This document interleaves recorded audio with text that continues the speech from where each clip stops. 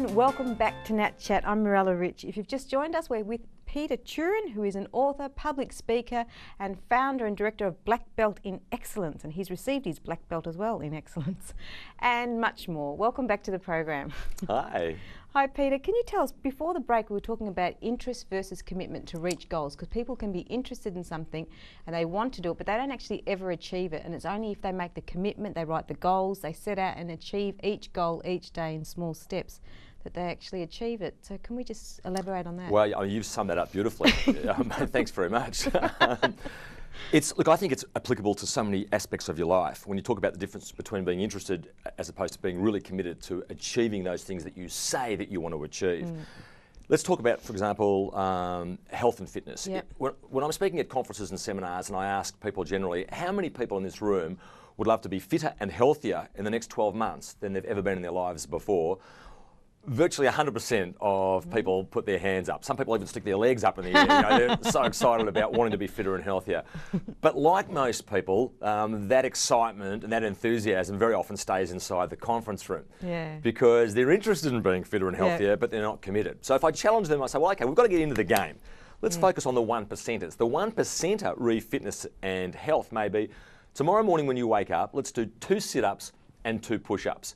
Is that achievable? Yes or no? Well, the answer is yes, it is. Yeah. So the point is, it's easy to do, but it's also easy not to do. Yeah. And most things in our lives are just that. They're easy to do, but they're easy not to do. Most people want to travel somewhere in the world. So if you said that you wanted to go to the pyramids, let's say, well, step number 1, the easy to do, is to go to your local travel agent and get a brochure on the pyramids. Yeah. Easy to do?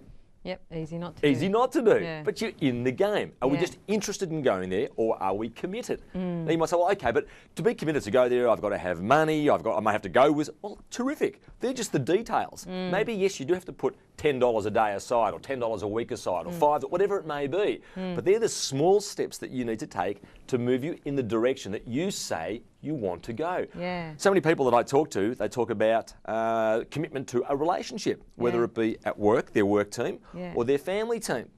I can't begin to tell you how many people will share with me that they love. I'll give you an exact story.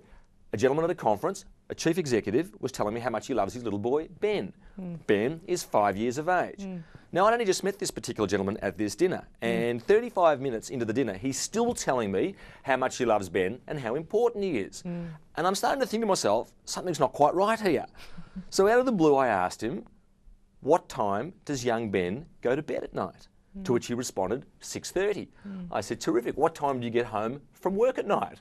To which he responded, 7:15. So when you think about that, I would suggest that at best he is interested in his relationship with Ben, but he's not committed. And the fact that he's trying to justify and tell me and convince me, I wasn't convinced. And I meet a lot of interested people. The sad thing for him is that he will be at Ben's 21st and Ben will lean over to his mother and say, hey mum, who's that bloke over there in the corner? So the point is, it isn't about convincing or selling yourself to somebody else. It's about when you do set sail and you do start to write your goals down, they have to have meaning to you. Yeah. For me to say that I'm going to set a goal so that I can manufacture light bulbs, there's nothing about that I find exciting. Whereas for somebody else, manufacturing light bulbs, I can't think of anything that would blow me away more. So it's got to be something that's real for you. It's got to have some semblance of relevance to you. And so the goals that you set have got to be, they've got to stretch you, but they've got to be achievable. So 2 sit-ups and 2 push-ups, that gets you into the game. And it lets me know that I've now moved beyond interest.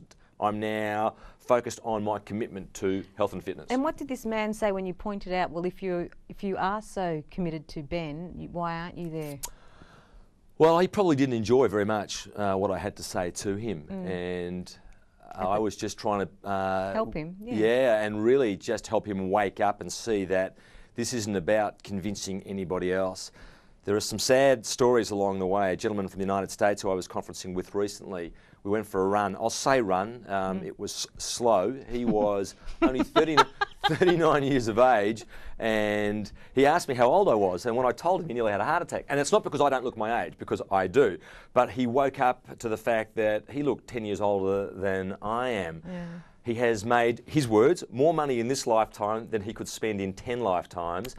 But he has a wife who doesn't particularly care about him, and he has a 3-year-old and a 6-year-old who he doesn't know, and they don't know him. So we've got to start asking ourselves what's important to us. Exactly. So it isn't about anybody else. And if that's what's important to him, I'm not judging him. Yeah. But I looked at him and I said to him, the beautiful thing is, Mike, which was obviously his name, I said, the beautiful thing, Mike, is that you don't have to change anything. He said, what do you mean? This is just me being typically me. I said, you don't have to change a thing. He said, what do you mean? I said, if you never want to know your 3-year-old or your 6-year-old, you don't have to change a thing. Yeah. But if it is important to you, then you've got to be a little bit more than just interested in a relationship with your kids. Yeah. You've got to actually plan for it. You've got to put time aside. You can't be travelling the world all of the time and expect that you're going to have a wonderful relationship with your kids. Now, I understand with the work that you do that there is travel involved. But there are times too when you could be home and you choose not to be. Yeah. It's your choice. That's beautiful. Yeah, and it's simple real like life. that, isn't it? Easy to do, easy not to do. It's your choice. It's just they both take as much energy. It's just our choice, isn't it? And we're happier when we do the ones that we really want to do. Well, in my discussions with you, I love it when you talk to me about, when you go for your walks. And we were talking off camera earlier about sometimes the toughest thing is beginning the walk, isn't it? Is, I wake up in the morning, I look outside, we know the sun isn't always going to be shining, and there's a famous song, about, always take the weather with you. Now, you choose as to whether you perform all of the time or just some of the time. You can't wait for all the stars to be perfectly aligned before you bring about results in your life. You've got to have a real want, a real desire to get out there and make it happen and celebrate. When you go for that first walk, even if it's just to the letterbox and back, that's awesome. Because yesterday you didn't walk.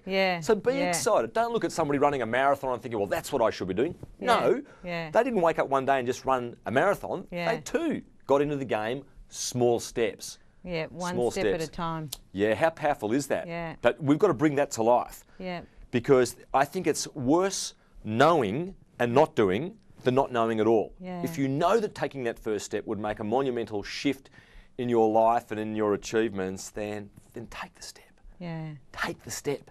Yeah. It's easy to do, but it's easy not to do. Yeah. And that's what I'm alluding to when I say that's your choice. Yeah. When you wake up tomorrow morning and you think, what was that bloke's name again? Peter Thurin, 2 sit-ups and 2 push-ups. You're kidding me. There's no way in the world. Well, that's your choice. But it might just put a smile on your face when you wake up and you do those 2 push-ups and you do those 2 sit-ups and you walk to the letterbox and back instead of getting the dog to go and get the newspaper, you go and get the newspaper. And have fun with it at the same time. If it puts a smile on your face, then there's more likelihood you're going to do it on an ongoing basis. True or false? True. We're about to go to break now. No breaks. You're watching NatChat. Stay with us. We'll be back with more very shortly.